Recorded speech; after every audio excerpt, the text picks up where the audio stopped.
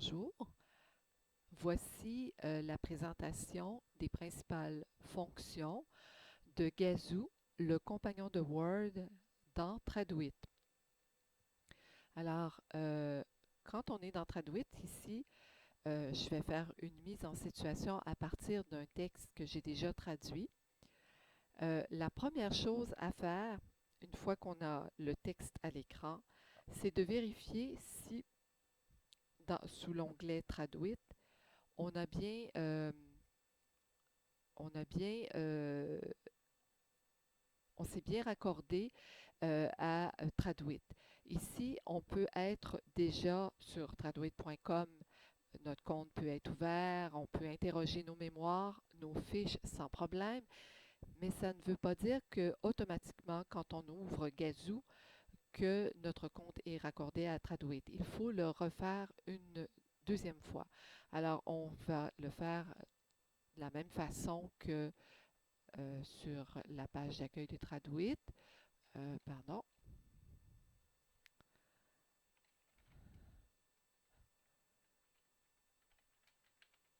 Voilà. Ensuite, avec le mot de passe, le même mot de passe. Voilà. Et voilà, on va voir apparaître une, une fenêtre. Hop, notre concordancier qui apparaît à droite. Alors, le concordancier, ici, on a accès au même contenu qu'à partir de la page traduit.com, mais présenté différemment. Si je tape, je vais faire un exemple avec Environment Canada. Oups. Et je vois ici toutes les fiches et toutes les traductions et les sources sur Environnement Canada en mémoire dans Traduit. Je vois également les segments provenant d'autres mémoires. Et si je clique sur le lien, je peux avoir accès au bitexte pour voir un petit peu là, ce qu'il y a autour. Donc, c'est très pratique. Voilà. Donc, j'ai accès au bitexte dans lequel se trouve le segment en question. Alors, je vais le fermer le tout. Ensuite, on va régler les préférences. C'est très important. Donc, les préférences générales.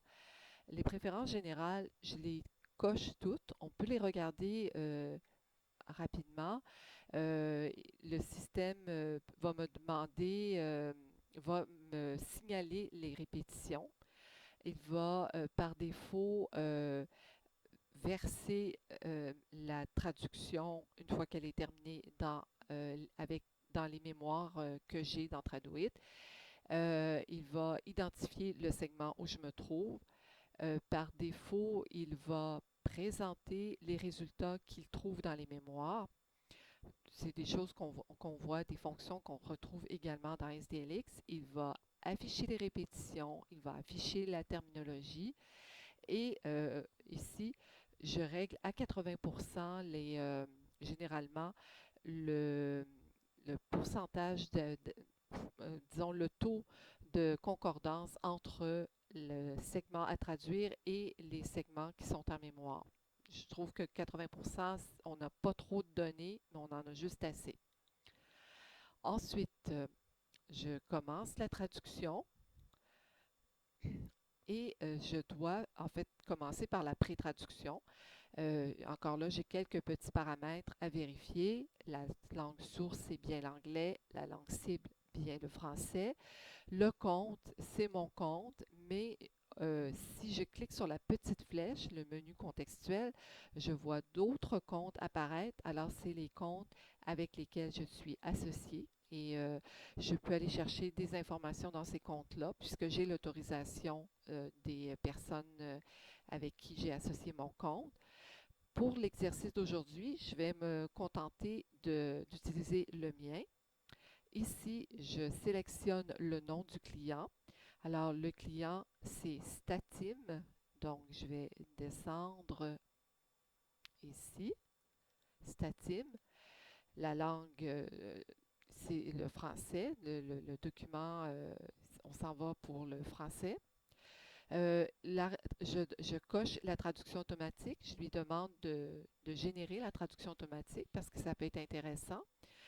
Euh, Ici, modèle, ce n'est pas nécessaire parce que c'est une fonction qui s'adresse aux cabinets qui ont les moyens de payer un modèle adapté à leurs clients, au vocabulaire de leurs clients.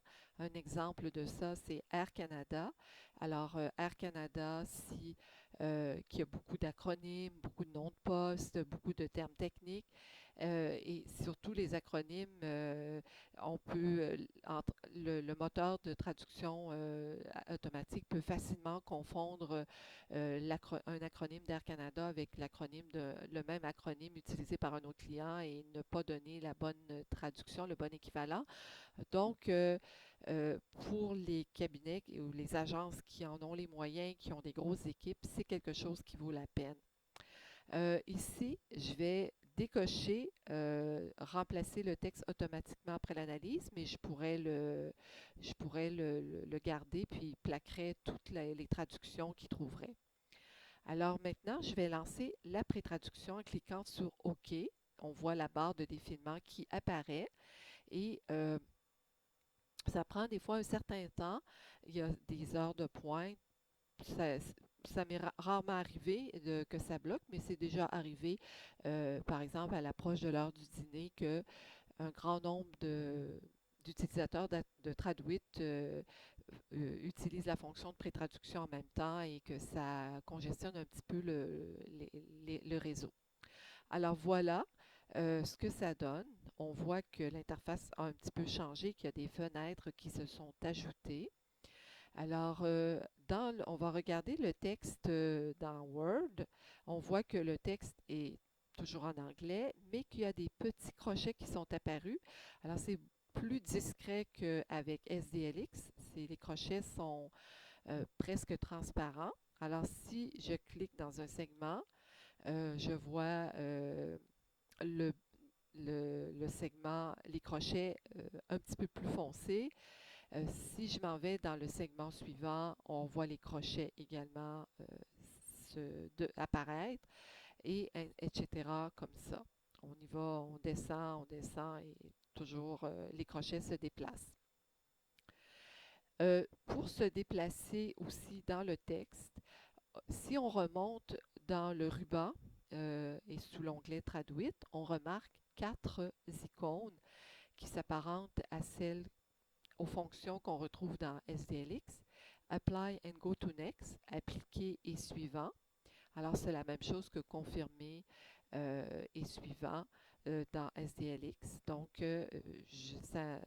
ça me permet de prendre la traduction qui est proposée ici et de l'appliquer. Donc, ici, c'est l'épargnant de Russell. En fait, c'est plutôt...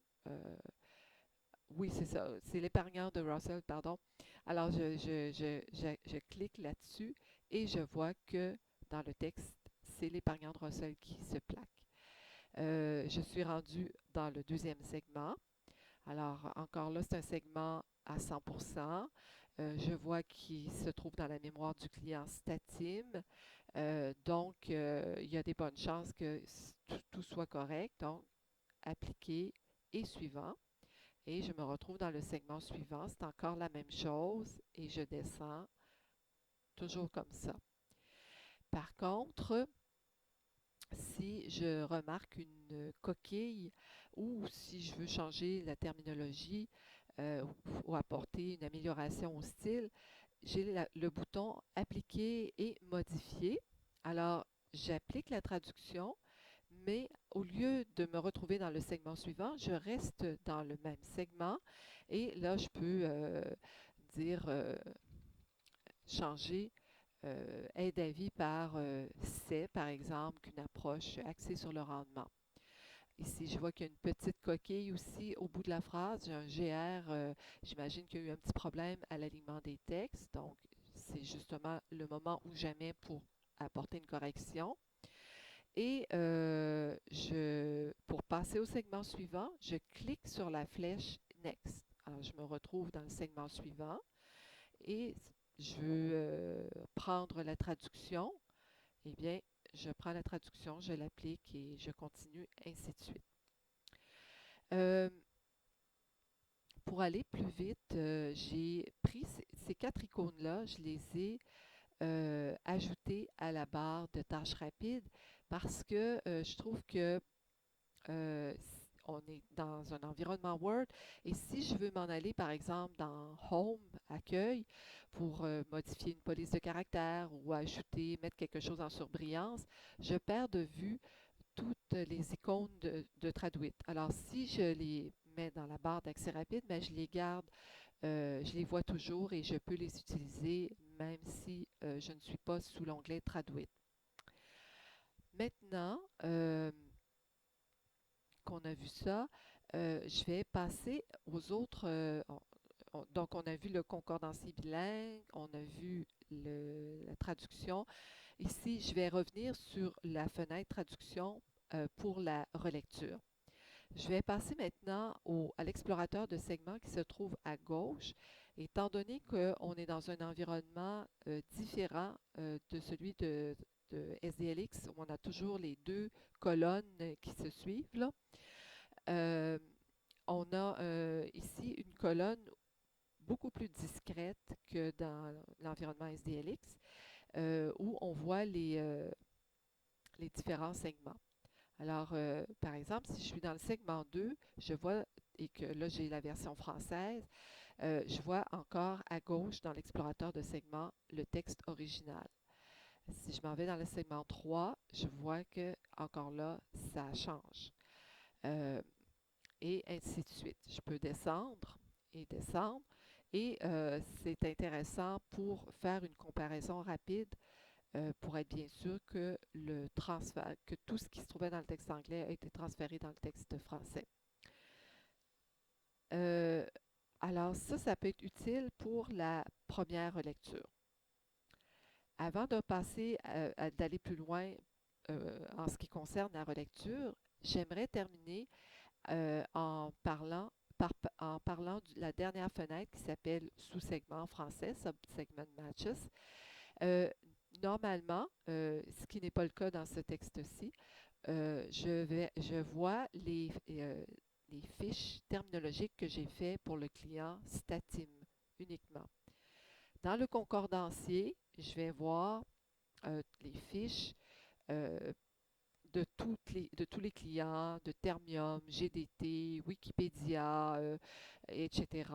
Mais si je veux avoir accès uniquement à la terminologie de Statim, phrase par phrase, alors si j'arrive dans une phrase puis j'ai fait une fiche, à ce moment-là, pour un terme qui se trouve dans la phrase, normalement, je le vois apparaître ici dans cette fenêtre-là. Alors voilà, maintenant, je reviens à la relecture. Donc, on a vu que pour la relecture, on pouvait comparer le contenu de l'explorateur de segments avec le texte français, segment par segment.